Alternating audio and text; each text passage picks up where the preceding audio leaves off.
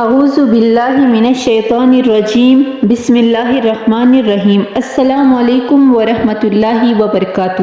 میرے چینل پہ آپ سب کو خوش آمدید۔ ناظرین، آج میں آپ لوگوں کے ساتھ شیئر کروں گی حضرت نوح علیہ السلام کی کشتی۔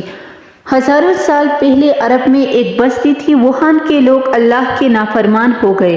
ان لوگوں کی ہدایت کے لیے اللہ تعالیٰ نے حضرت نوح علیہ السلام کو اپنا رسول بنا کر بھیجا۔ وہ اللہ کا حکم نہ مانتے بلکہ بتوں کی پوجا کرتے اور مندر کے پجاریوں کا کہنا مانتے۔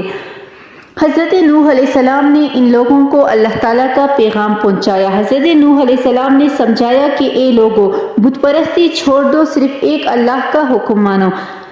اس پر ان پجاریوں کو غصہ آیا، انہوں نے حضرت نوح علیہ السلام کو جھوٹا کہا۔ حضرت نوح علیہ السلام نے سینکڑوں سال ان لوگوں کو سمجھایا، لیکن وہ لوگ ان کی بات ہی نہ سنتے۔ حضرت نوح علیہ السلام اللہ کا پیغام پھیلانے کی مسلسل کوشش کرتے رہے۔ بہت سالوں کی کوشش کے بعد تھوڑے سے لوگ حضرت نوح کی دعوت پر ایمان لے آئے اور ان کے ساتھی بن گئے۔ یہ دیکھ کر مندر کے پجاری حضرت نوح کے دشمن بن گئے اور حضرت نوح علیہ السلام کو نقصان پہنچانے لگے۔ انہوں نے حضرت نوح علیہ السلام پر پتھر برساتے اور ان کو جان سے مارنے کی کوشش بھی کی۔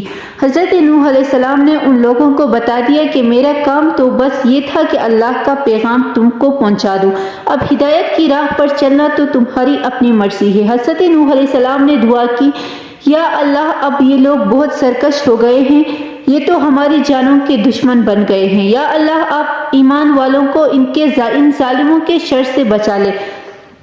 اللہ تعالیٰ نے حضرت نوح علیہ السلام پر وحی نازل کی اور ان کو کشتی بنانے کا حکم دیا۔ حضرت نوح علیہ السلام نے جنگل کے درختوں کی مدد سے ایک بڑی کشتی بنانا شروع کر دی۔ کافر لوگ ان کا مذاق اڑانے لگے کیونکہ وہاں دور دور تک کوئی دریا یا سمندر نہیں تھا۔ کشتی بن گئی تو بارش شروع ہو گئی۔ اللہ کے حکم سے ایمان والے ساتھی بھی سوار ہو گئے اور ہر جانور کا ایک ایک جوڑا بھی کشتی پر سوار ہو گئے۔ بارش اتنی تیز تھی کہ آسمان کے ساتھ ساتھ زمین سے بھی پانی ابل رہا تھا۔ تیز ہوا چل رہی تھی۔ سیلاب کی خوفناک لہریں اتنی اونچی ہو گئی کہ ان میں تمام نافرمان سرکش لوگ ڈوب گئے۔ کشتی پانی پر تیرتی رہی اور بالآخر جودی نامی پہاڑ کے قریب جا کر کشتی رک گئی۔ تمام لوگ اور جانور خشکی پر اترے۔ یوں یہ دنیا دوبارہ بسی۔